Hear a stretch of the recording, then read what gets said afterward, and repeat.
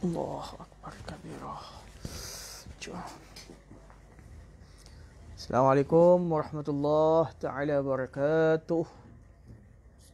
Khabar tuan-tuan? Sila masuk. Kita jumpa lagi malam ini. Tuan-tuan yang dah masuk, minta komen suara saya adakah kedengaran jelas ataupun tidak kedengaran. Tuan-tuan cuba komen sikit. Masya Allah. Malam ni kita akan sambung pengajian kitab Penawar Bagi Hati, insyaAllah. So, macam mana game?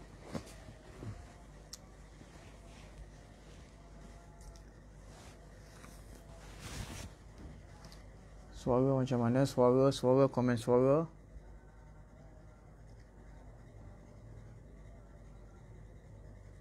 Suara macam mana?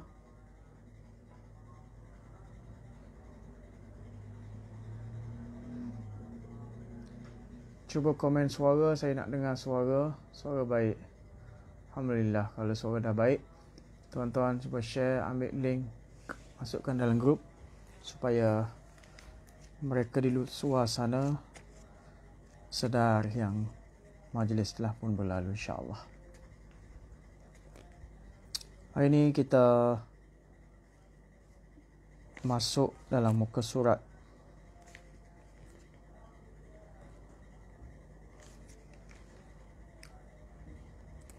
28 ya. Kitab Jawi 27. Kitab Jawi. Kitab Jawi 27. 1, 2, 3, 4, 5, 6, 7, 8, 9, 10. Baris ke 10. Ya. Kitab Jawi muka surat 27 baris ke 10, insya-Allah.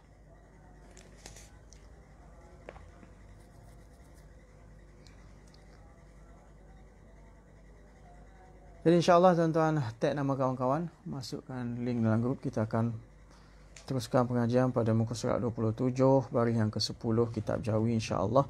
Kita masih dalam bab kedua yang menyatakan sangat loba atas berkata-kata. Sangat loba atas berkata-kata. Bismillahirrahmanirrahim. Alhamdulillahi wa kafa. Wa salamun ala ibadilladhina astafa. أما بعد فأعوذ بالله من الشيطان الرجيم بسم الله الرحمن الرحيم لا خير في كثير من نجواهم إلا من أمر بصدقة أو معروف سبحان ربك رب العزة عما يصفون وسلام على المرسلين والحمد لله رب العالمين اللهم صل على سيدنا محمد وعلى آل سيدنا محمد وبارك وسلم اللهم صل على سيدنا محمد وعلى آل سيدنا محمد وبارك وسلم اللهم صل على سيدنا محمد وعلى آل سيدنا محمد وبارك وسلم. قال المؤلف رحمه الله تعالى ونفعنا به وبعلومه في الدارين آمين. Kita masih dalam bab yang kedua pada menyatakan sangat loba atas berkata-kata, yakni cerita tentang orang yang banyak sembang. Jadi muka surat 27 kitab Jawi baris yang ke-10, sambungan daripada pengajian lepas, berkata penyusun kitab Syekh Abdul Qadir Al-Mandili, ketahui olehmu, siapa kita semualah talibal ilm, yakni penuntut ilmu sekaliannya, bahawasanya ada bagi lidah itu kebinasaan yang banyak. Lidah ini kalau kita tak jaga, dia boleh menjadi penyebab kebinasaan, kerosakan yang banyak. Tetapi memada akan dikau kerana menolak akan semuanya oleh beramal dengan satu ayat daripada Quran yang mulia. Tapi kita boleh jaga kerosakan, kebinasaan lidah ini bila kita mengamalkan hanya satu ayat saja daripada Al-Quran, yang mana firman Allah Ta'ala, la khaira fi kathirin min najwahum illa man amara bisadaqatin aw ma'rufin, al-ayah. Artinya tiada ada kebajikan, la khaira fi kathirin, tiada ada kebaikan sama sekali fi kathirin min najwahum, pada banyak daripada bisik-bisik mereka itu. Daripada bisikan kamu itu tidak memberi kebaikan yang banyak sekalipun. Illa man amara bisadaqatin, melainkan mereka yang menyuruh ia dengan bersedekah atau kebajikan atau mendamaikan antara manusia. Melainkan mereka yang disuruh untuk memperbanyakkan sedekah, memperdamaikan di antara dua manusia, itulah yang memberi kebaikan. Jadi dia kata, makna ayat ini bahawa tiada engkau berkata-kata pada barang yang tiada memberi manfaat akan dikau. Jadi jangan kita berkata-kata, jangan kita bercakap dengan perkara yang tidak memberi faedah, manfaat pada diri kita. Dan engkau simpankan akan perkataan engkau pada yang memberi faedah, maka adapun kelepasan daripada kebinasaan dunia dan akhirat. Jadi kalau kita terpaksa simpanlah perkataan. Kalau kita nak bercakap, simpanlah perkataan yang memberi manfaat dan faedah kepada dunia dan akhirat kita. Simpan akan perkataan engkau pada yang memberi faedah saja, maka ada padanya kelepasan daripada kebinasaan. Jadi kalau kita bercakap perkara yang memberi faedah kepada dunia akhirat kita, maka ianya memberi kelepasan daripada kebinasaan dunia dan akhirat. Jadi bila kita bercakap perkara yang berfaedah, baik faedah dunia maupun faedah akhirat, maka terlepaslah kita daripada perkataan yang boleh memberi kebinasaan kepada dunia dan akhirat kita. Itu dia nak bagi tahu. Maka dia kata, dan dikehendaki dengan barang yang tiada memberi manfaat itu, iaitu perkataan yang jikalau ditinggalkan dia, nescaya tiada luput dengan dia oleh pahala akhirat. Yang dimaksudkan musannif kitab kata yang dimaksudkan dengan perkataan yang tidak memberi manfaat itu, maknanya kalau kita tak cakap macam tu pun tak luput pahala akhirat kita. Jadi perkataan yang mana kalau kita tak ucap, kita tak ungkapkan dia tidak meluputkan pahala akhirat kita. Itulah yang maksudkan perkataan yang tidak memberi manfaat kepada kita. Saya ulang sekali lagi. Yang dikehendaki dengan barang yang tiada memberi manfaat itu, iaitu perkataan yang jikalau ditinggalkan dia, yang kan dia itu perkataan, nescaya tiada luput dengan dia oleh pahala akhirat atau faedah dunia yang sangat dihajatkan. Maknanya kalau kita tak cakap pun, dia tidak memberi kesan kepada pahala akhirat maupun pahala dunia kita. Dan barang siapa menyimpankan ia daripada perkataan atas yang memberi manfaat. Maknanya kalau kita simpankan lidah kita ni untuk bercakap dengan perkataan yang memberi manfaat, nescaya sedikit oleh perkataannya. Nescaya kita ni kalau kita cakap benda yang baik, benda yang tidak sia-sia, benda yang beri manfaat dunia dan akhirat, maka sedikitlah perkataannya. Maka hendaklah engkau fikirkan. Maknanya sedikitlah perkataan sia-sia kita. Bila kita banyak perkataan yang memberi kebaikan, memberi faedah, maka sedikitlah perkataan sia-sia kitanya jadi. Sedikitlah pengumpatan kepada orang lain jadinya. Sedikitlah perkataan yang memaki hamun orang lain. Jadi bila kita banyakkan perkara yang baik, maka perkara yang buruk dengan sendirinya akan terhindar daripada kita.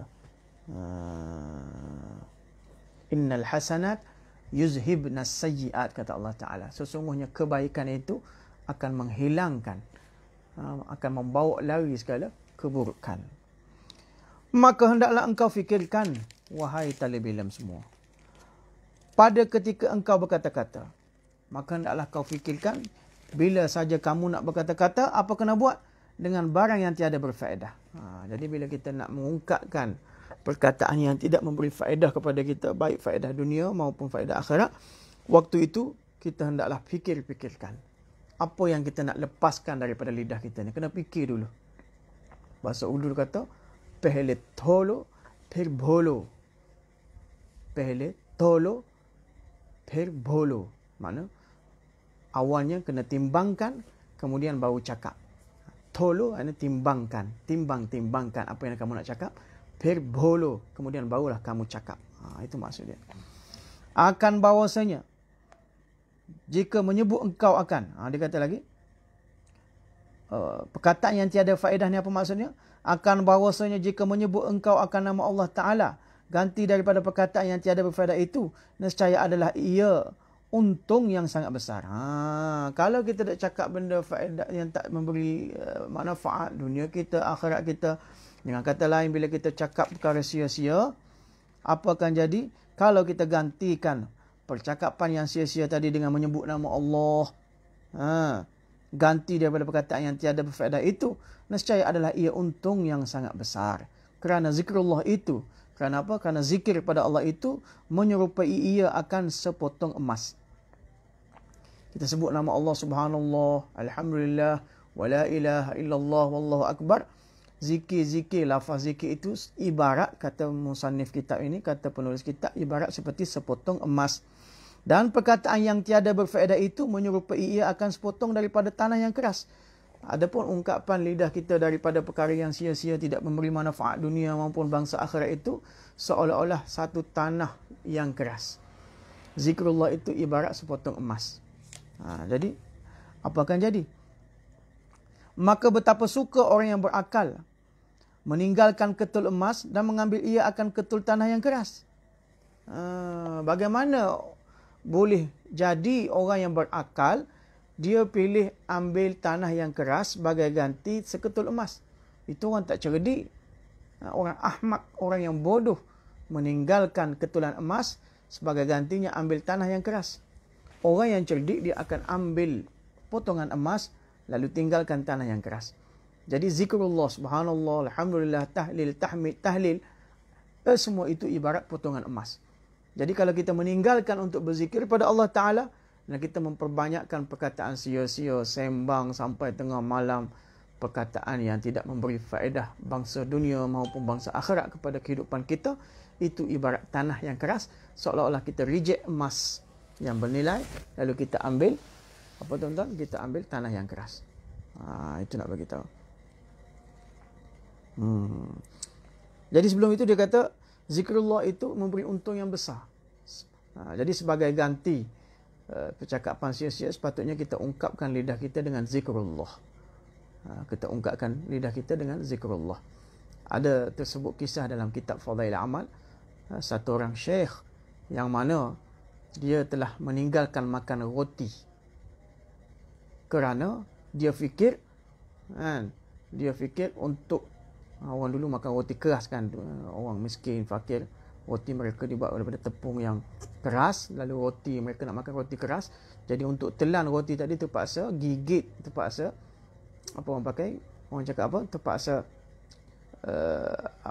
gigit roti tadi, terpaksa apa orang pakai, makan roti gigit tadi terpaksa 70 kali gigitan, 40 kali baru boleh telan. Jadi dia meninggalkan untuk makan roti. Dia fikir kalau alangkah bagusnya kalau 40 kali gigitan roti tadi, kunyahan roti tadi, alangkah baiknya aku gunakan untuk ucap zikrullah, subhanallah, subhanallah, subhanallah. Dia kata rugi masa duk makan roti ni. Kenapa? Banyak masa dihabiskan sia-sia saja duk kunyah roti. Jadi percakapan sia-sia itu adalah seperti tanah yang keras, manakala zikrullah itu seperti sepotong emas. Orang yang cerdik sudah tentu dia akan pilih emas berbanding dengan tanah yang keras. Itu kalau percakapan sia-sia. Ini jika perkataan itu tiada ada padanya dosa. Percakapan sia-sia pun tengok pula. Kalau percakapan sia-sia itu tak ada dosa, dia percakapan sia-sia yang tidak membawa dosa, tak mengumpat pada orang, tak memberi cerita keburukan orang, dia tak berdosa. Tapi dia tetap sia-sia, maka perkataan sia-sia itu dianggap seperti tanah yang keras. Maka jika ada padanya dosa, nescaya telah rugi ia dengan sebab meninggalkan emas dan mengambil ia gantinya akan sepotong api pula. Kalau kita bercakap sia-sia tadi yang tidak berdosa, dia ibarat tanah yang keras. Tapi kalau sekiranya percakapan sia-sia tadi yang mengandungi dosa, contohnya mengumpat, cerita keburukan orang dan sebagainya, ia bukan ibarat tanah yang keras lagi, malah ianya ibarat sepotong api. Sepotong api neraka. Dan yang demikian itu rugi yang sangat besar. Jadi bukan orang cerdik lah. Kan? Pilih ambil api yang mudarat daripada ambil emas yang bernilai. Itu sekiranya percakapan kita tadi mengandungi dosa. Maka sesetengah daripada segala perkataan yang tiada memberi manfaat itu, menceritakan segala perjalanan dan kelakuan makanan segala negeri dan segala adat manusia, dan segala kelakuan manusia dan kelakuan perniagaan dan perusahaan manusia. Inilah sesetengah daripada barang yang banyak manusia berkata-kata padanya.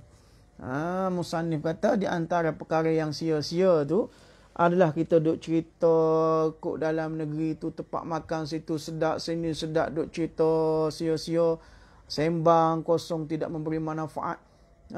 Duk cerita tentang perusahaan dia, bisnes. Kalau cerita dia tadi, sembang dia memberi manfaat untuk bisnes dunia dia, itu cerita lain. Ni cerita saja-saja je, duk cerita pergi sana, aku pergi sana, makan sana, pergi sini, makan sini. Sembang kosong dia panggil. Perkataan la ya'ni. Maka perkataan la ya'ni ni, perkataan sia-sia. Apa maksud perkataan sia-sia? Perkataan yang pada waktu itu bila kita ungkapkan, dia tidak memberi manfaat, faedah, baik faedah daripada sudut akhirat, baik faedah daripada sudut dunia dia. Kalau orang bisnes, contoh itu orang tu jual sayur. Jadi bila dia jual sayur, dalam dia jual sayur, dia duduk cerita tentang durian. Durian, musangking, D24. Dia jual sayur. Jadi, dalam pada dia jual sayur, dia sebut cerita durian itu adalah perkataan sia-sia bagi dia. La ya'ni bagi dia. Kenapa? Dia sebut cerita durian waktu dia jual sayur itu tidak memberi faedah. Baik faedah akhirat maupun faedah dunia. Itu dia.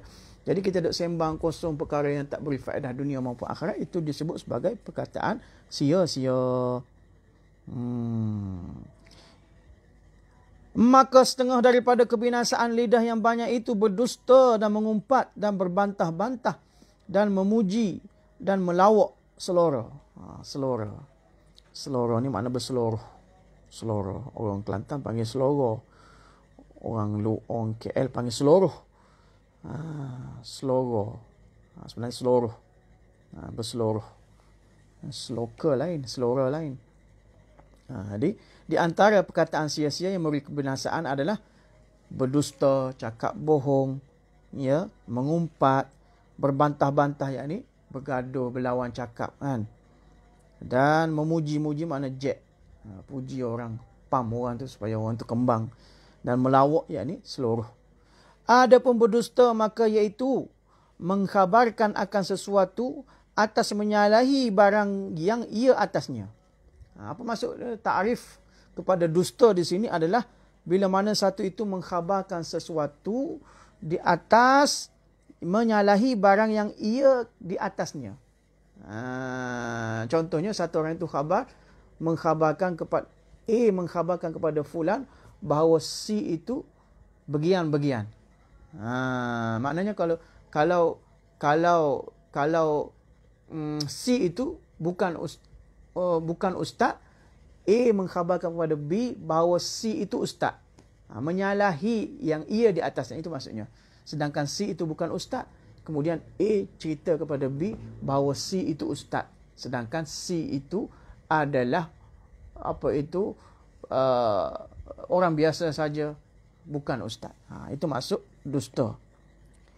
Adapun berdusta maka iaitu mengkhabarkan akan sesuatu atas menyalahi barang yang ia atasnya.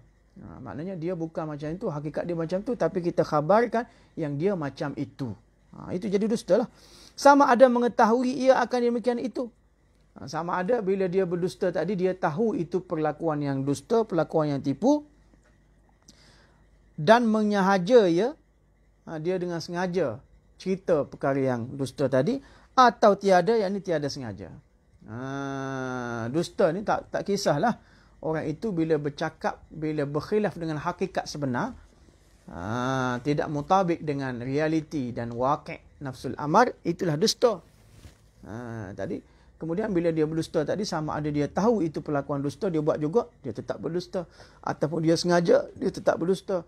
Ataupun dia tidak sengaja, dia tetap berdusta. Dan mengahaja ia atau tiada. Dan mengetahui dan mengajar itu syarat bagi berdosa. Bukan syarat bagi nama dusta. Kenapa? Kalau satu orang itu dia tahu benda itu benda salah, benda itu benda dusta, kemudian dia cakap juga benda itu. Jadi dia bercakap benda yang dia tahu itu, dia tahu benda itu benda salah, dia cakap juga, itu syarat bagi dosa. Ataupun dia sengaja cakap yang berkhilaf dengan hakikat, itu syarat bagi dosa. Bukan syarat bagi dosa, bukan syarat bagi apa? Dusta. Jadi syarat bagi dosa kalau dia tahu itu benda itu adalah asalnya begini, tapi dia bagi tahu begini, maka itu berdosa lah. Kenapa? Walaupun dia tahu perkara itu tak benar, dia cakap benda itu seolah-olah benar. Syarat pertama. Yang kedua, dia sengaja. Dia tahu benda itu salah, dia cakap benda itu seolah-olah betul, dia sengaja cakap juga, maka dia berdosa. Satu lagi, dia tak sengaja. Dia tak sengaja pun, walaupun dia bukan syarat dosa, namun dia tetap menjadi apa? Orang panggil dia berdusta. Walaupun dia tidak sengaja. Itu maksud dia nak bagi tahu. Itu dia. Maka dia kata apa? Dan mengahaja ia atau tiada. Dan mengetahui dan menyengaja. Yang ini sengaja itu syarat bagi berdosa. Bukan syarat bagi nama dusta. Maknanya, kalau dia tahu, dia dusta juga, itu berdosa. Ataupun dia tahu itu dusta, kemudian dia sengaja buat pendustaan, itu juga dia akan berdosa. Satu lagi, dia tak sengaja, dia tak dapat dosa, tapi itu cukup yang boleh dikatakan sebagai dusta. Kenapa telah berfirman Allah Ta'ala, فَنَجْعَلْ لَعْنَةَ اللَّهِ عَلَى الْكَاذِبِينَ. Artinya, maka menjadikan kita akan laknat Allah Ta'ala atas kalian yang berdusta. Yani, laknatullahi 'alal kazibin. Allah Ta'ala melaknat orang yang bercakap dusta ni. Orang yang berdusta dan orang yang bercakap dusta ni adalah laknat Allah ke atas mereka. Jadi kalau kita ni jadi adat, kebiasaan, tabiat kita ni bila cakap saja bohong, bila bohong saja cakap. Dan jadi adat daripada kecil sampai muda sampai tua, tuan-tuan. Mengikut ayat ini, laknatullah 'alal laknat Allah sentiasa di atas al-kazibin, orang yang berdusta ni, tuan-tuan.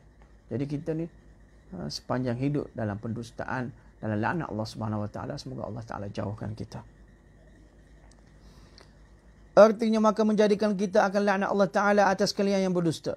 Dan bersabda Rasulullah sallallahu alaihi wasallam, "Alaikum bis-sidqi, fa inna as-sidqa yahdi ila al-birri, wal birru yahdi ila al-jannati, wa ma zala ar-rajulu yasduqu wa yataharra bis-sidqa hatta yaktuba 'inda Allah siddiqan, wa iyyakum wal kadhib, fa innal kadhiba yahdi ila al-fujur, wal fujur yahdi ila an-nar, wa ma zala al-'abdu yataharra al-kadhibu hatta yaktuba 'inda Allah kazzaba." Artinya, alaikum bis-sidqi, lazimlah oleh kamu akan benar, yakni bercakap benar. Kerana apa? Fa inna sidqa yahdi ilal birri.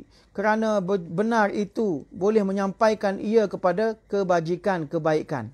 Bercakap benar boleh menyampaikan kita kepada kebajikan, kebaikan. Wal birru yahdi ilal jannah, dan kebaikan itu menyampaikan ia pula kepada syurga. Wa ma zala ar-rajulu yasduqu wa yataharra. Dan sentiasa seseorang laki-laki itu benar, yakni bila mana seorang lelaki itu sentiasa dalam keadaan benar dan sentiasa bercakap benar, bersungguh-sungguh ia akan benar, mana dia melazimi bercakap benar itu hingga ditulis akan dia pada sisi Allah Ta'ala orang yang siddiqa, orang yang banyak benar. Daripada kecil, daripada muda sampai tua, dia tetap pendirian di atas benar, tetap pendirian di atas bercakap benar, maka apa yang jadi? Di sisi Allah Subhanahu Wa Ta'ala dia akan ditulis sebagai apa? Ditulis sebagai orang yang siddiq. Dan jauhkan oleh kamu akan diri kamu dan akan berdusta. Kemudian sambungannya pula, wa iyyakum wal kazib. Jauhlah kamu dan diri kamu daripada dusta. Wal kazib makna bercakap dusta itu. Kerana apa? Kerana berdusta itu menyampaikan ia kepada jahat. Fa inal kizb yahdiya ilal fujur. Bercakap dusta itu akan membawa kita kepada fujur. Al-fujur makna kepada jahat. Seperti keluar daripada taat. Fujur makna kita keluar. Al-khuruju anit ta'ah, keluar daripada taat. Wal fujur yahdi ilan nar, dan jahat itu menyampaikan ia kepada api neraka. Na'udzubillah. Wa ma dhala al-'abdu yataharra al-kazib hatta yaktuba 'inda Allah kazzaba. Dan senantiasa hamba itu bersungguh-sungguh pada berdusta. Mana satu orang itu dia melazimi di atas berdusta. Bila cakap saja dusta. Bila dusta saja cakap. Kan? Dia telah menjadi tabiat. Menjadi darah daging dalam hidup dia berdusta ni. Hamba itu bersungguh-sungguh pada berdusta hingga ditulis akan dia pada sisi Allah Ta'ala yang banyak dusta. Hatta yaktuba indallahi kazzaba. Sehingga Allah Ta'ala menulis bagi dia ni orang yang kazzab. Orang yang banyak berdusta. Allah selamatkan kita. Yang dikehendaki dengan ditulis di sini yang kata yaktuballah, Allah Ta'ala menulis, maknanya apa? Dihukumkan bagi yang pertama. Mana orang yang sentiasa melazimi cakap benar, berkeadaan benar, Allah Ta'ala menghukumkan orang ini adalah orang yang benar. Itu yang pertama. Dengan banyak benar. Dan mendapat ia akan sifat dan pahala yang banyak benar. Maknanya siddiqah adalah orang ini akan dihukumkan sebagai orang yang benar. Kemudian dia akan diberi pahala yang banyak. Pahala orang yang benar. Dan dia akan jadi sifat. Dia jadi kelaziman dalam diri dia. Sifatun rasikhatun. Sifat yang rasikh. Menjadi cair dalam diri dia. Itu maksud dia. Yang banyak dan benar dan mendapat ia akan sifat dan pahala yang banyak benar. Dan dihukumkan bagi yang kedua pula dengan banyak berdusta. Orang yang sentiasa bercakap bohong, melazimi bercakap bohong, sehingga Allah Ta'ala menjadikan dia yang kedua dengan banyak berdusta. Allah Ta'ala hukumkan dia ni orang kazab, banyak berdusta. Dan mendapat ia akan sifat dan dosa yang banyak berdusta. Dia akan jadi sifat. Dia jadi cair, mantap dalam diri dia ni sifat berdusta ni. Dan selepas itu dia akan dikurniakan dosa-dosa orang yang berdusta. Jadi kazab lah. Orang kazab ni memang tak layak menyampaikan hadis. Hadis yang disampaikan oleh kazab, maka hadis itu jadi hadis maudhu'. Bukan kazab saja. Kalau muhtam bil wada', dituduh berdusta saja, hadis dia ditolak. Dan sabda lagi Nabi sallallahu alaihi wasallam, "Iyyakum wal kazib, fa innal kaziba mujanibun lil iman." Artinya jauhkan oleh kamu akan diri kamu. Iyyakum, jauhilah diri kamu, wal kazib, dan takut oleh kamu akan berdusta. Kamu kena takut berdusta pada Allah Ta'ala ni. Kerana berdusta itu menjauhkan ia akan iman. Mujanibul lil iman. Berdusta ini akan menjauhkan kita daripada iman. Dan sabda lagi Nabi SAW, "Iza kazibal abdu kizbatan, taba'ada anhul malaku milan min natni ma ja'a bih." Artinya apabila berdusta seseorang hamba Allah Ta'ala, sekali ia berdusta, nescaya jauhlah daripadanya orang berdusta tadi oleh malaikat 1 mil, yakni 1 batu, kerana busuknya dusta yang mendatangkan ia dengan dia. Bila kita cakap dusta, bila mana kita bercakap bohong, maka tuan-tuan kasih Allah Subhanahu Wa Ta'ala, waktu itu apa akan jadi? Malaikat terhidu bau busuk daripada perkataan bohong dusta kita. Malaikat akan lari daripada kita sebanyak 1 mil, 1 batu lari daripada kita. Tuan-tuan, kalau Allah Ta'ala bagi hidung kepada kita untuk kita dapat detect bau orang bercakap bohong ni, tuan-tuan, kita tak sanggup duduk, tuan-tuan. Kalau malaikat boleh lari 1 batu, kita tak tahu berapa batu boleh lari. Itu tuan-tuan. Allahu Akbar kabira. Ketahuilah olehmu bahawasanya berdusta itu haram, melainkan kerana sangat berhajat kepadanya. Bercakap bohong ini adalah haram, melainkan ada beberapa perkara yang mana berhajat kepadanya kepada berdusta tadi. Seperti berdusta pada peperangan. Ada beberapa pendustaan yang dibenarkan, yang mana orang Melayu panggil tipu sunat, kan. Pertamanya, di dalam peperangan. Istilah tipu sunat tak betul, sebenarnya tak ada. Tipu ni bukan sunat. Sebenarnya tipu yang dibolehkan, kan. Dusta yang dibolehkan. Pertamanya dalam peperangan. Dalam hadis Nabi SAW dalam Bukhari menyebut, Al-harbu khida'atun. Al-harbu khida'ah. Peperangan itu satu penipuan. Makna apa di sini?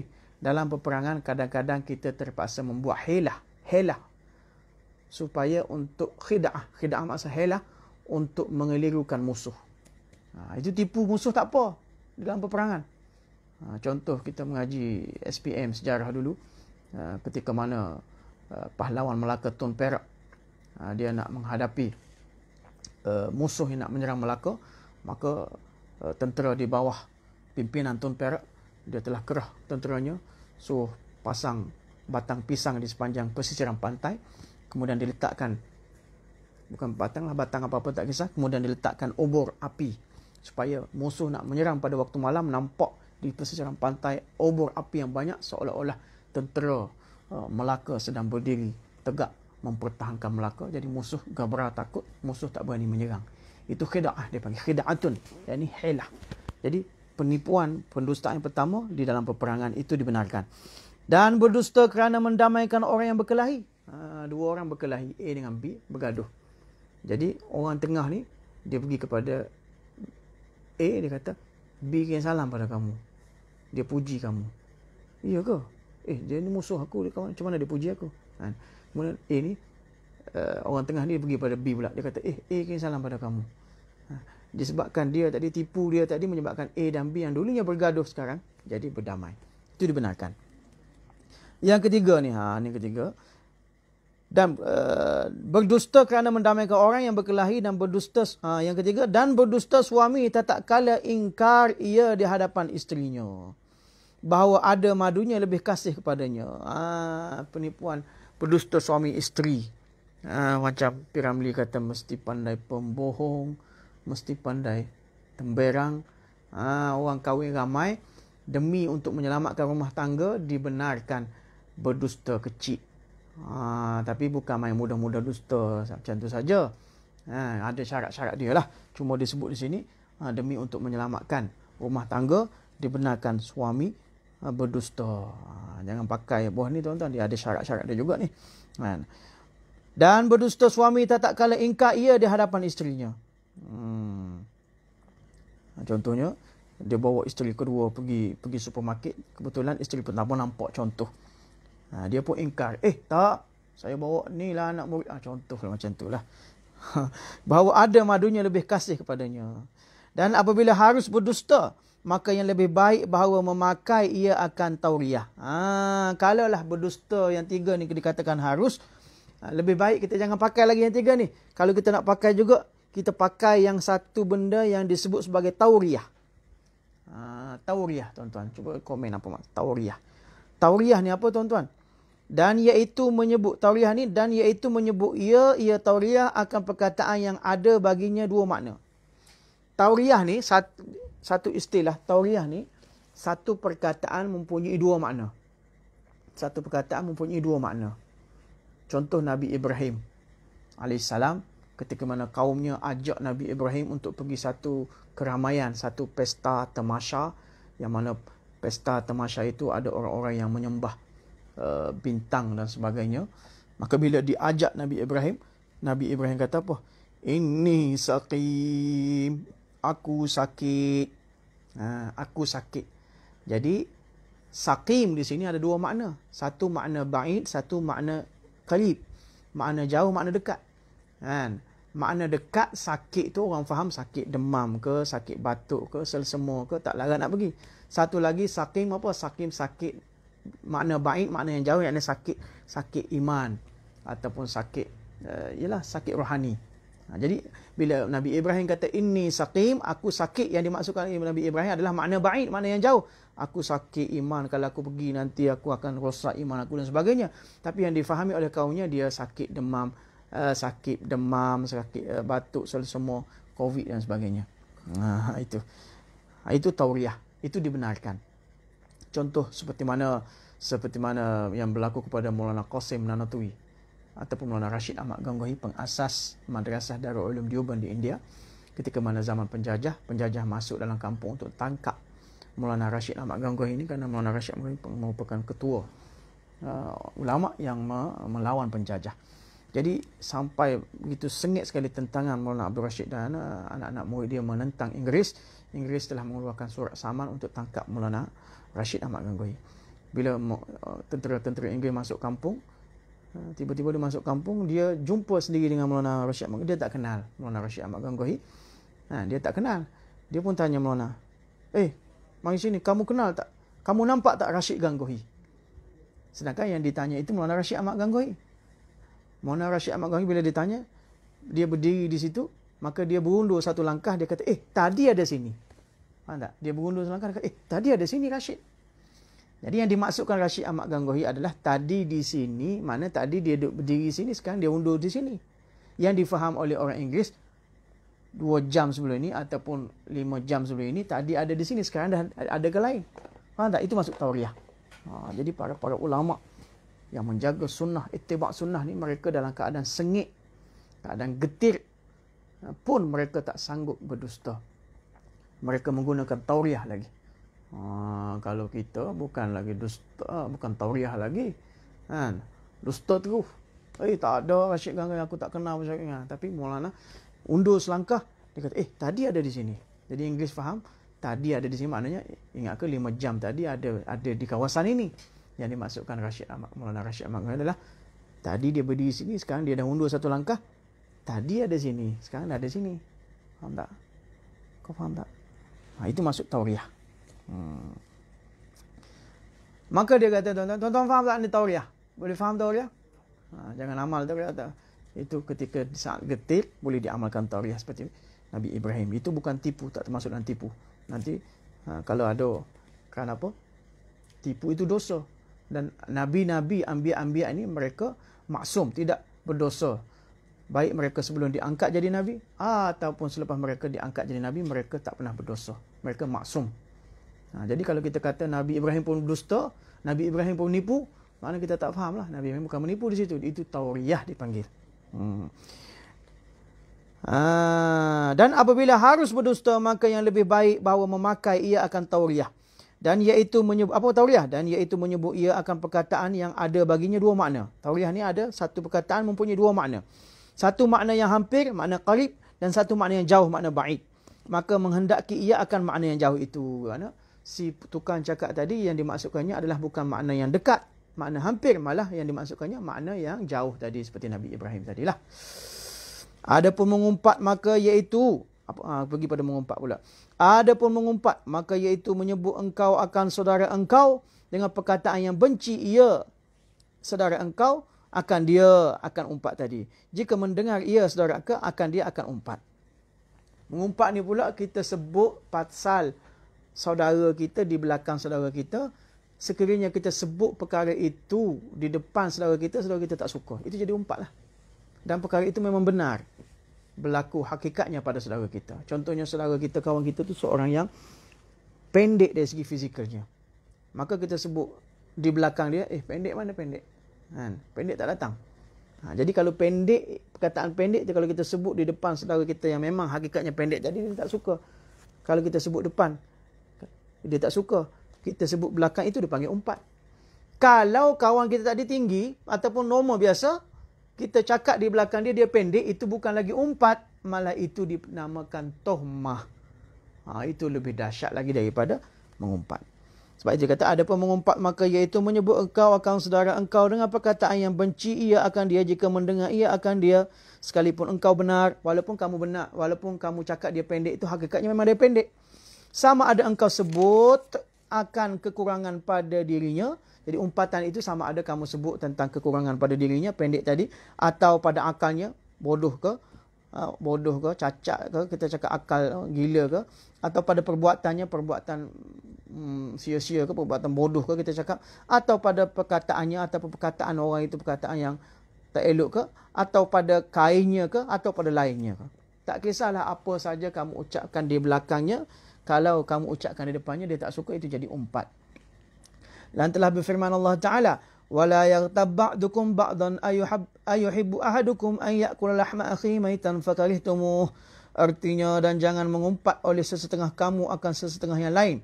Adakah kasih seseorang kamu, mana adakah suka seorang kamu memakan daging saudaranya yang mati?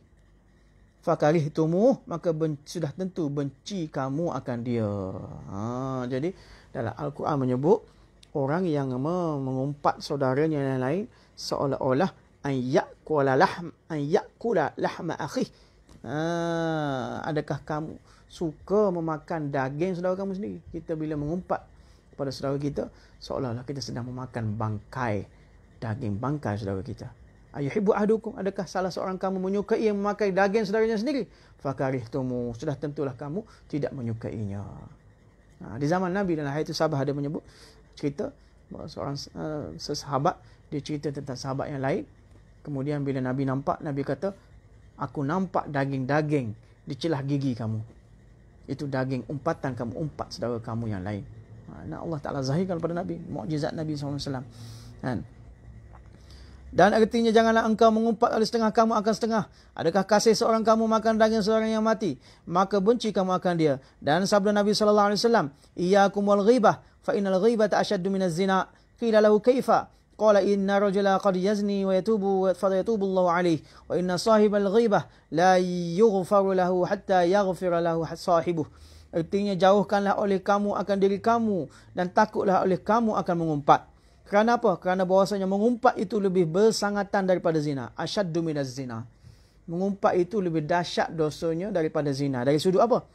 Bersabda ia bahawa dikatakan bagaimana Rasulullah? Kaifa? Bagaimana yang dikatakan zina itu lebih mengumpat itu lebih dahsyat daripada zina? Kerana bahawasanya mengumpat itu lebih bersangatan daripada zina. Dikatakan bagi Rasulullah, betapa? Bagaimana? Artinya kerana apa mengumpat itu lebih bersangatan daripada zina? Sabda Nabi yakni Nabi SAW, bahawasanya seorang lelaki itu terkadang berzina, seorang lelaki, dan taubat seorang lelaki itu, maka menerima Allah Ta'ala akan taubatnya.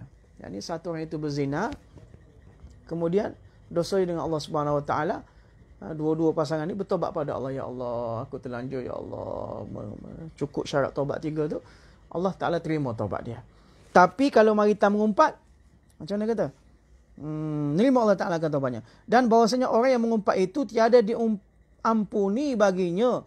Baginya siapa? Orang umpat tadi, hingga mengampuni baginya oleh orang yang diumpatinya. Tapi kita duk cakap orang tu bodoh, orang tu pendek, orang tu bla bla macam-macam keburukan yang kita umpat dia, selagi kita tak minta maaf kepada dia, selagi itulah Allah Ta'ala tak ampunkan kita. Daripada sudut itu, mengumpat adalah lebih dahsyat daripada berzina.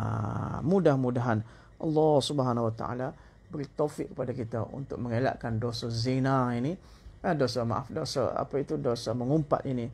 Allah Ta'ala mengelakkan kita daripada berdusta, bercakap sia-sia. Allah Ta'ala beri taufik untuk kita jaga lidah kita, kerana dengan lidah inilah dua lubang, dua celah keng ni, dua celah tulang dagu dan dua celah kangkang ini. Dua perkara ni kalau kita dapat pelihara, insya-Allah kita terpelihara daripada api neraka Allah Subhanahu Wa Ta'ala. Mudah-mudahan Allah Ta'ala bagi taufik pada kita. Allah Ta'ala bagi taufik pada seluruh umat untuk mengelakkan daripada dosa-dosa yang disebut tadi. Wa akhiru da'wana alhamdulillahi rabbil alamin. Wallahu a'lam wa ilmuhu atam. Insya-Allah kita sambung lagi pengajian kita pada pengajian yang akan datang. Mudah-mudahan Allah Ta'ala bagi taufik pada saya dan tuan-tuan untuk meneruskan pengajian kita, membersihkan hati kita, membersihkan 7 anggota kita ni, supaya kita betul-betul ditazkiyah, ditakhalliyah sebelum kita menghadap Allah Subhanahu Wa Ta'ala. Rabbana zalamna anfusana wa illam taghfir lana wa tarhamna lanakunanna minal khasirin. Allahumma maghfiratuka awsa'u min dhunubina wa rahmatuka arja' indana min a'malina. Allahumma tahhir qulubana an sayyi'atik. اللهم طهر قلوبنا عن معصيتك. اللهم طهر قلوبنا عن سيئتك. اللهم طهر قلوبنا عن غفلتك. اللهم نور قلوبنا بعلمك ونور قلوبنا بذكرك. اللهم نور قلوبنا بمحبتك ومعرفتك برحمتك يا أرحم الراحمين. اللهم إنا نسألك من خشيتك ما تحول به بيننا وبين معصيتك. اللهم اقضي حاجاتنا وهي أنت ورضاك. ربنا آتنا في الدنيا حسنة في الآخرة حسنة وقنا عذاب النار. سبحان ربك رب العزة عما يصفون. سلام على المرسلين. الحمد لله رب العالمين. جزاكم الله خير الجزاء. السلام عليكم ورحمة الله وبركاته. السلام عليكم. Kita jumpa lagi insya-Allah.